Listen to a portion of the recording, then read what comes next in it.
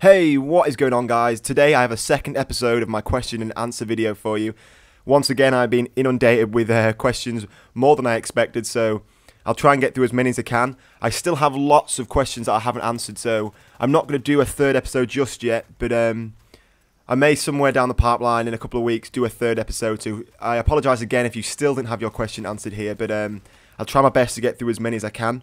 Now, before we start, as you can see, I'm playing Squad Deathmatch on Seine Crossing, and I'm trying to hold the main building in the centre of this map because this is obviously a scaled down version of Seine Crossing, and whichever team holds a building in the centre, I always find does quite well because that building has lines of sight onto almost every spawn point of the map. So I try my best to try and hold that, but I won't say much else. See how my team does.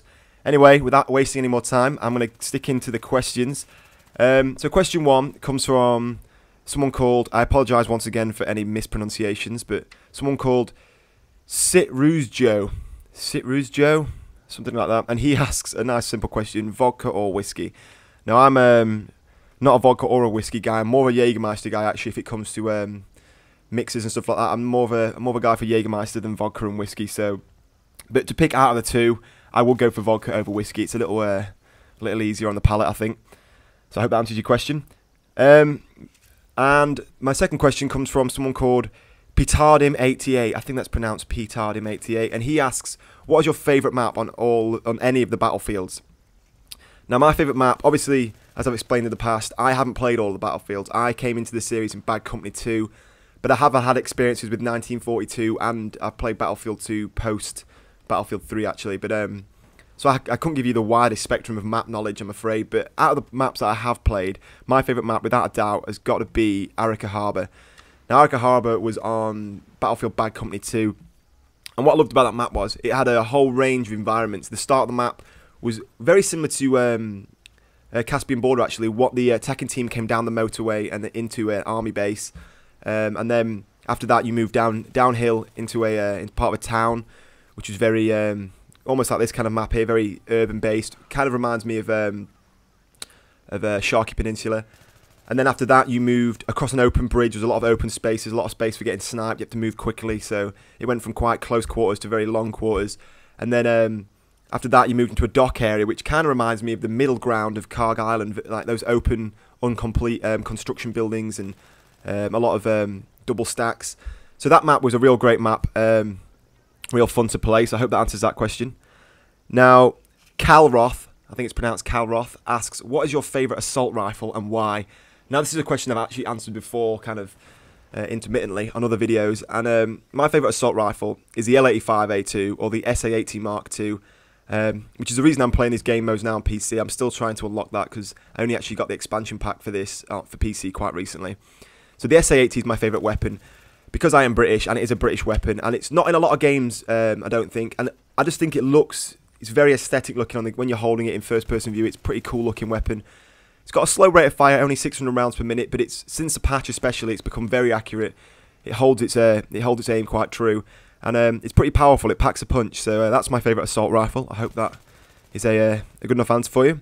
And on a similar note, Shooterman2237, I think, asks, what is my favourite PDW and why? Now, my favourite personal defence weapon. Now, I'm not a big connoisseur of the personal defence weapons, as you can probably tell from my gameplay. I don't always use them. I am more of an assault rifle man or a support class man. But my favourite is probably got to be the MP7. Now, before any haters jump on that, I know it isn't the best PWD in the game. In fact, it is probably a little bit underpowered, but if you get the extended mag on it and bounce it up from 20 rounds to 42 rounds, I think, it can be quite a fun gun. I have actually done an MP7 review further down in my channel. I might link that up at the end if you want to see that. I'll link up, in fact, I've decided now, I'll link up my SA80 video and my MP7 video, the two guns that I'm speaking about now at the end of this video, so check those out if you want. Now, someone called Blackhawk681 asks, would you ever consider buying an Xbox and Battlefield 3 for Xbox?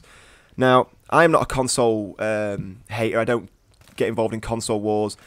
I do obviously have a PlayStation 3, and I wouldn't really consider myself a fanboy, but to answer the question, I probably wouldn't buy it on Xbox or Battlefield 3 for Xbox. Nothing against it, because it offers me nothing that I don't think I can already experience from the PlayStation. Obviously, the reason I bought it for PC is because it offers you a lot more of an experience, which I spoke about in the past. Obviously, bigger maps, more servers, bigger games, more people to play with.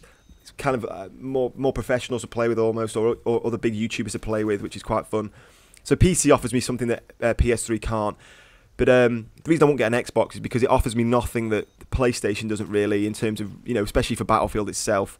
Nothing against the Xbox. If I didn't have a PS3, I probably would have an Xbox, but I already have a PlayStation, so that's that. Hope that answers your question. Now this question comes from, it's two questions again mixed together because we're very similar, from Ohar, I think, and then Twix Killer asks, what things would you improve and what things annoy you about Battlefield?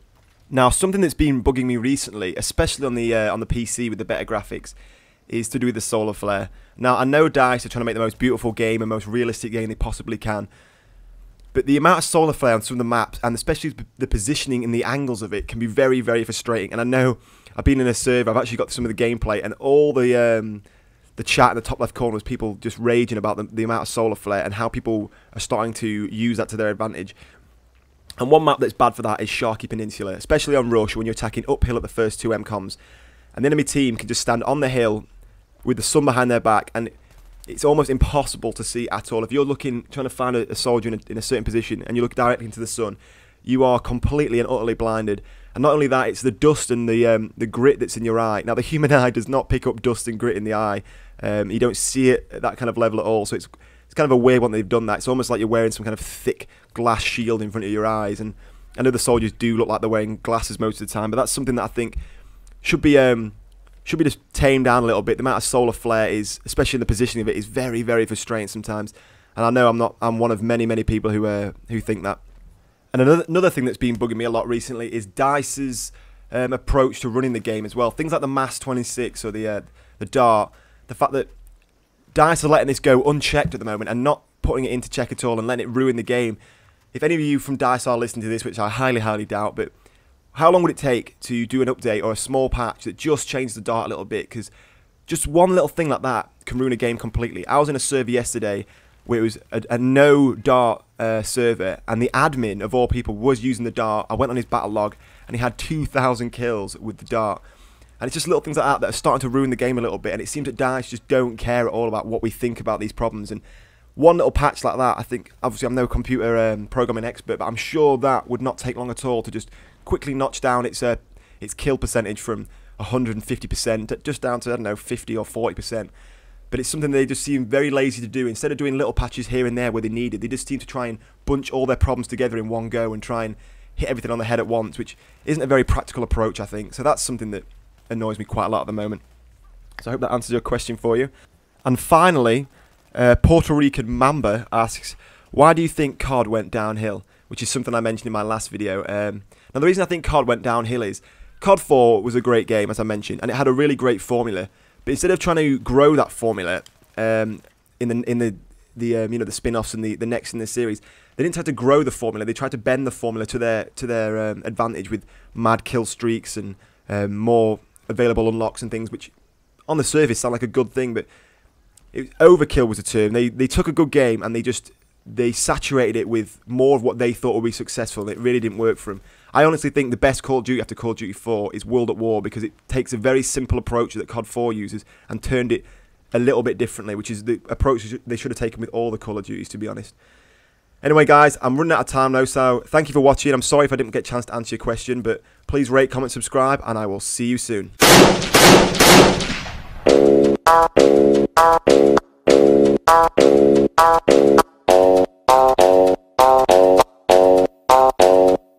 My dick cost a late night fee. Yo dick got the HIV. My dick plays on the double feature screen. Yo dick went straight to DVD. My dick bigger than a bridge. Yo dick look like a little kid's. My dick large like the Chargers. The whole team. Yo shit.